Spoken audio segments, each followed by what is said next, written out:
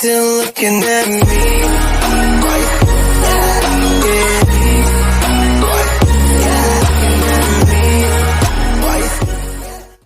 Assalamualaikum warahmatullahi wabarakatuh. Perkenalkan, nama saya Sari Fatmawati. Saya dari Fakultas Pendidikan Agama Islam di Universitas Darul Ulum Islamic Center Sudirman yang ada di Ungaran.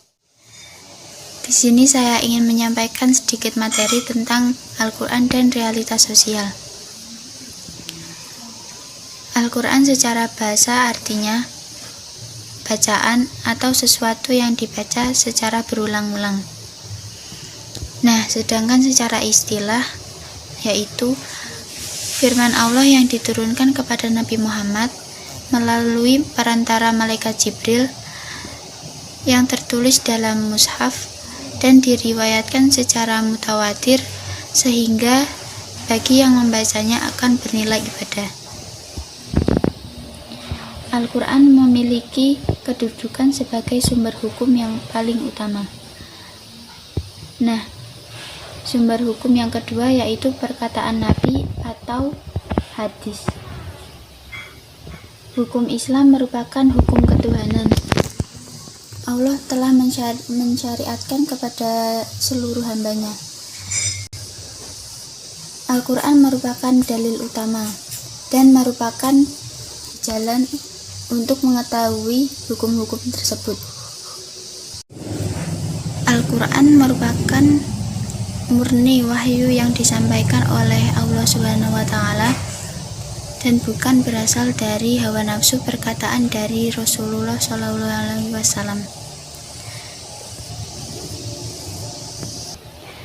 Di dalamnya termuat aturan-aturan kehidupan manusia di dunia. Dan Al-Quran merupakan petunjuk bagi orang yang beriman dan bertakwa. Al-Quran bisa menjadi sebuah petunjuk yang bisa mengeluarkan manusia dari keadaan gelap menjadi terang benderang. Al-Quran juga mempunyai fungsi sebagai pedoman bagi manusia untuk mencapai kebahagiaan dunia maupun kebahagiaan akhirat. Pembahasan pokok dalam Al-Quran yakni terbagi menjadi 3, yaitu pembahasan tentang akidah, pembahasan tentang ibadah, dan pembahasan tentang prinsip-prinsip syariah. Adapun realitas sosial dalam kehidupan sehari-hari biasanya dikenal dengan sebutan kenyataan atau yang nyata. Dalam sosiologi, yang dimaksud dengan realitas sosial adalah sesuatu yang dianggap nyata dalam kehidupan sosial dan merupakan hasil konstruksi sosial. Realitas sosial merupakan konstruksi sosial yang diciptakan oleh individu. Sedangkan individu adalah manusia yang bebas melakukan hubungan antar manusia yang satu dengan manusia yang lain. Individu menjadi penentu dalam dunia sosial yang dikonstruksi berdasarkan kehendaknya. Individu bukanlah sosok korban sosial, namun merupakan sebagai mesin produksi atau sekaligus menjadi mesin reproduksi yang kreatif dalam mengonstruksi dunia sosialnya. Adapun bentuk-bentuk realitas sosial yaitu yang pertama, realitas sosial objektif. adalah gejala-gejala sosial dalam kehidupan sehari-hari dan sering dihadapi oleh berbagai individu sebagai suatu fakta. Yang kedua, realitas sosial subjektif adalah realitas sosial yang terbentuk oleh diri halayak yang berasal dari realitas sosial objektif dan realitas sosial simbolik. Yang ketiga yaitu realitas sosial simbolik adalah bentuk-bentuk dari realitas sosial objektif yang biasanya diketahui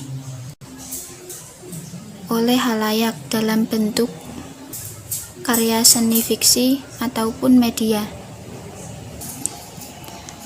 Berikut ini fungsi-fungsi Al-Quran, yaitu sebagai pedoman hidup manusia, sebagai petunjuk akidah dan kepercayaan yang harus dipatuhi oleh manusia, disimbolkan dalam keimanan akan keesaan Allah dan kepercayaan akan kepastian adanya hari pembalasan. Selanjutnya sebagai petunjuk umat manusia. Selanjutnya yaitu sebagai petunjuk syariat dan dasar hukum yang harus diikuti oleh semua umat manusia dalam hubungannya dengan Tuhan atau sesama manusia. Dan Al-Quran juga berfungsi sebagai hakim yang memberikan keputusan akhir mengenai perselisihan di antara umat beragama. Adapun fungsi realitas sosial yaitu yang pertama yaitu sebagai dalam memecahkan problematika masyarakat untuk mengetahui fenomena-fenomena yang terjadi dalam masyarakat. Yang terakhir untuk mengetahui masyarakat dan orang-orang yang ada di dalamnya.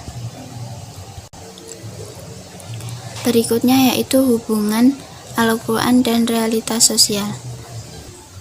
Jika dilihat dari kacamata realitas sosial, akan terlihat bahwa Al-Quran sangat bersifat realistis, dalam arti seiring, sejalan, dan tidak mengabaikan realitas sosial. Hal ini disebabkan karena Al-Quran mempunyai fungsi sebagai petunjuk bagi kehidupan manusia di dunia. Berikut ini beberapa contoh realitas sosial, yaitu yang pertama, tsunami di Aceh. Tsunami di Aceh merupakan peristiwa yang sangat luar biasa dan menimbulkan dampak yang sangat besar, bukan hanya fisik dan material. Dengan peristiwa tersebut banyak memunculkan anggapan bahwa Tuhan telah murka pada penduduk setempat. Karena ini sangat mengurangi kuasa Tuhan. Al-Quran secara tegas sangat menolak dualisme, baik dalam penciptaan, kekuasaan maupun pengaturan alam raya. Nah, yang kedua yaitu hukum keluarga berencana. Keluarga berencana juga mempunyai arti yang sama dengan istilah Arab, yaitu pengaturan keturunan atau kelahiran, bukan dengan pembatasan kelahiran. Yang ketiga yaitu poligami. Poligami yaitu menikah lebih dari satu orang istri. Islam memandang poligami lebih banyak membawa resiko mudarat daripada manfaatnya. Karena manusia itu menurut fitrahnya mempunyai watak cemburu, iri hati, dan suka mengeluh.